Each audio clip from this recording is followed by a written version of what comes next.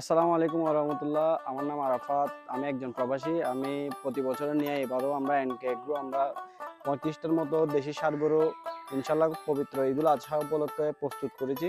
তো আপনারা যারা গরু নিতে চান ইনশাল্লাহ আমাদের খামার ভিজিট করবেন। আর আমাদের শর্ত সাপেক্ষে কোরবানির আগের দিন পর্যন্ত আমাদের এখানে রাখার সুযোগ সুবিধা আছে ইনশাল্লাহ।